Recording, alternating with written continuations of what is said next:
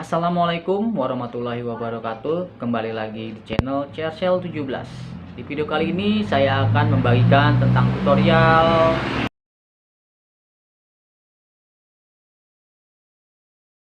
Sebelum saya bagikan apa-apa saja penyebabnya, seperti biasa yang belum subscribe, jangan lupa subscribe, like, dan nyalakan loncengnya agar sahabat tidak ketinggalan dengan video-video terbaru saya. Tonton sampai habis videonya agar para sahabat tidak gagal paham dan mengerti step by stepnya. Oke, jangan berlama-lama. Inilah hal-hal yang menyebabkan counter pulsa kita sepi. A few moments later. Yang pertama adalah jam operasional ya para sahabat. Jadi kalau kita punya usaha itu jangan buka itu terlalu siang. Misalkan jam 11 siang, jam 12 atau jam 1, karena menurut orang tua juga kalau misalkan kita kesiangan bangun itu rezekinya nantinya dipatuk sama ayam. Begitu pula usaha, kalau misalkan kita bukanya siang juga nanti rezeki kita itu diambil sama orang ya para sahabat. Diusahakan kita itu buka usaha itu minimalnya jam 7 atau jam 8 pagi. Jadi semakin kita itu buka jam 7 atau jam 8 itu lebih baik ya, karena nantinya si pelanggan itu tahu, oh iya konter kita itu bukanya jam 7 atau jam 8, supaya pembeli itu intinya tahu kalau kita sudah buka di jam-jam 7 atau jam 8. Jadi intinya jangan buka siang ya, di antara jam 10, jam 11, jam 12-an lah ya, apalagi lewat dari jam-jam itu berpengaruh sekali kepada rezeki kita dan juga ke pelanggan kita. Oke, lanjut ke yang cara kedua adalah sering tutup.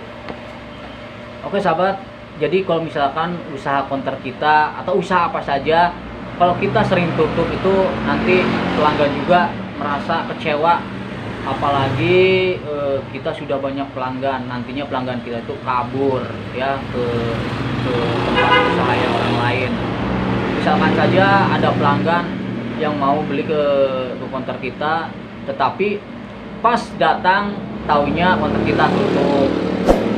Jadi ini menurut saya sangat fatal juga ya. Ini kalau bisa jangan sampai kita itu kalau punya usaha counter pulsa maupun ke usaha apa saja, hindarilah sebisa mungkin jangan sampai kita itu sering tutup ya. Kalau misalkan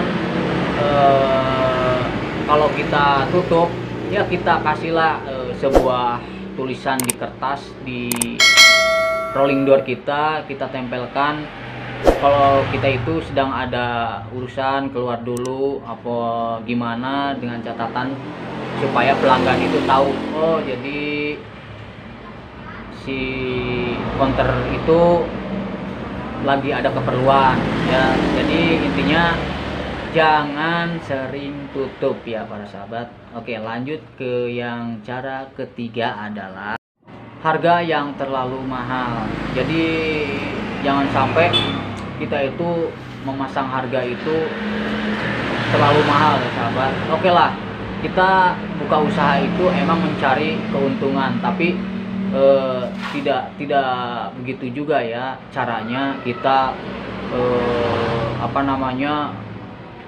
memberikan harga itu di atas rata-rata, harga yang sangat mahal ya, dengan counter-counter yang lainnya. Kalau misalkan posisi counter kita itu di satu wilayah itu emang ada cuma counter kita aja satu, baru nggak apa-apa.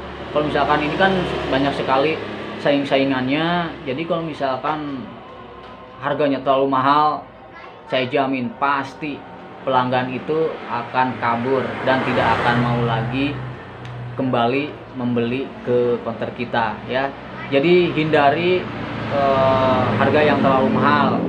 kita standar-standar lah, kita samakan dengan counter-counter yang lainnya. Ya kalau bisa malah justru kita turunkan harganya. Ya tapi jangan terlalu turun-turun sekali ya, jangan murah-murah sekali, itu juga nantinya bisa berakibat fatal. Nantinya tetangga-tetangga kita itu merasa kalau kita itu gimana gitu kan. Jadi intinya supaya satu sama lainnya itu kita bisa saling lah ya. Jadi intinya jangan terlalu mahal untuk harga. Oke, itu cara yang ketiga. Lanjut cara yang terakhir, yang keempat adalah cara yang terakhir ini, yang keempat ini banyak yang tidak kita sadari sebagai penjaga counter ya. Jadi yang cara keempat ini adalah tentang pelayanan. Jadi kalau misalkan pelayanan kita itu buruk, otomatis pelanggan itu pasti tidak akan kembali lagi. Karena apa? Karena pelayanan kita buruk ya. Sebisa mungkin kita layani seperti video-video saya sebelumnya. Pelanggan itu adalah raja ya. Pelanggan itu adalah pembeli. Pembeli itu adalah raja. Jadi selayaknya kita melayani raja, selayaknya kita melayani pembeli. Kita harus bersikap yang sopan, yang bersikap intinya supaya pelanggan kita itu merasa betah. Jadi hindari pelayanan yang buruk ya para sahabat. Oke, tutorial kali ini cukup sekian. Mudah-mudahan video saya dan penjelasan saya bisa bermanfaat untuk para sahabat dan bisa lebih menambah motivasi untuk para sahabat semua. Oke, cukup sekian. Wassalamualaikum warahmatullahi wabarakatuh.